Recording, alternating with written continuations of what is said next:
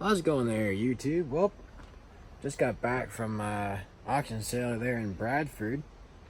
Don't think I mentioned anything about it on YouTube, but got talking to a fellow there on Facebook the other night and said there was an auction sale up in Bradford and there's an old Oliver 80 up there. So, of course, Oliver 80, that kind of perked my ears up and figured I'd best go up there and have a look at it. And, of course, I was on holidays last week, so I didn't know until about middle of this week that I was going to be working Saturday. At least I got offered anyway. So, of course, decided to take that. And the sale started at 10 o'clock. So, got up there a little bit late. But I got up there just in the nick of time to see the antique tractor sales. So, didn't get any footage of the auction. But got in there. And then they were just getting ready to start selling tractors. So, I went over and had a look at the 80. And well, it was pretty complete looking at. And of course, I only saw the one side of it from the pictures, and I even did throw a reserve bid on that on the Friday. So I mean, in case it didn't make it to the auction, I still had a chance. So, but I got up there and looked at it, and then I mean, it had a carb, and the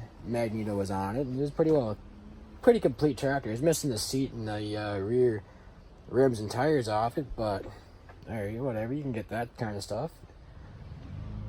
And I took kind of a closer look at it, and then I kind of thought, well, gonna need a radiator, of course, and I looked in the top of the rad. There's a mouse nest in there, and the hood's all kind of cracked up, and the fuel tank would need to be replaced, and need fenders. And I decided to grab a hold of the crank and see if it turned over, and it turned over. It seemed to turn over kind of easy though. Didn't seem to have that much compression. And there's a couple other little things here and there. The exhaust manifold had a big crack in it and whatnot, which of course you can get those, but that's another $500-600 the time you get that up here. So anyway, got kind of looking at it and figured, well, we'll see what happens. So they can come over and start bidding away. And they started at $500, which no one even bid at that. So threw a bid for $100 in there myself, and I went to 200. And then they're gonna go to 300. I said 250, or yeah, I said 250, and then I wanted to go to 300, and came back. And I think I said 275. So I figured, well, I think it was like nah. So I let that one go. So I figured, well, before I even threw a bid on the tractor, I knew at the top of my head I wouldn't go over 250 because, well, say it was a total pile of junk and wasn't worth messing with. You could haul off to the scrapyard if I wanted to and basically break even, but, you know, it has Oliver on the rad tank. I don't think I'd have the heart to do that to an Oliver tractor, but, you know, where there's one, there's another. But, of course, I think I mentioned on here before, too, there's a Oliver 80 out in Port Hope for sale for $2,200. That's all fixed up and whatnot. It's got good tires and paint and runs, transfers to pull the cranks and all the restoration. But there's other tractors out there that are older restorations too, you know. But kind of got thinking in the back of my head there. Well, there's a radiator to get that record. That's $500, and you're getting a new exhaust manifold, $500-600. Of course, rear rims are $300 a set, give or take, and back tires are $600. They priced them out already. So, and then whatever's going on where doesn't seem there's much compression. Well, you know, you're doing engine internals for the most part, but you never know. There could be something silly too, but whatever.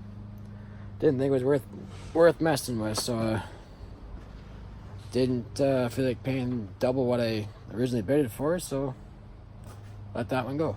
Anyway, other I guess highlights. There was I kind of wish I made it there a little earlier to the sale, because there's a Oliver 2 bottom plow sold for $100, and it was complete. There's a little bit of a chip in the back moldboard, but I mean, $100 to have something to play around with. It's not such a bad deal. I kind of wish I got it there to see that. There's a Alice Chalmers WD-45 sold for $300 as well. It was a little bit more complete than the 80 was, but you know, if they decide to auction the 80 before the WD-45, I might have just bid a little harder at that one, because it didn't look like to take too much to get going either. So, oh, there's an L case up there. It sold for, I think, for $450-500. It's pretty complete. There's a WD-9, but it had the head all off and push rods all out of it. I don't think it went for very much. I think it was around $300-400 it went for. There's I guess the big highlight was a Massey Harris pacemaker. It went for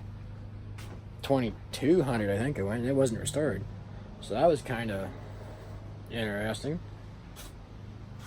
think that's pretty well it. There's a Lister engine that I was kind of interested in up there too, but I think I missed out on that one. But I had to go to work this morning, so anyway, I'll try to find something in between or something that's not too far gone.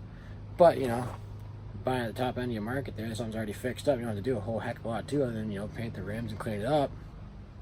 Not such a bad deal either, but oh well. We'll find something here to add to the lineup here sooner or later. But that one wasn't so far gone, then it'd be a better candidate. But once I got up there and got really looking at it, didn't figure it's worth the money. So anyway, boy, there's one, there's another. So a little story for you guys there. But anyway, if you guys like what you see, please comment, rate, subscribe. Thanks for watching.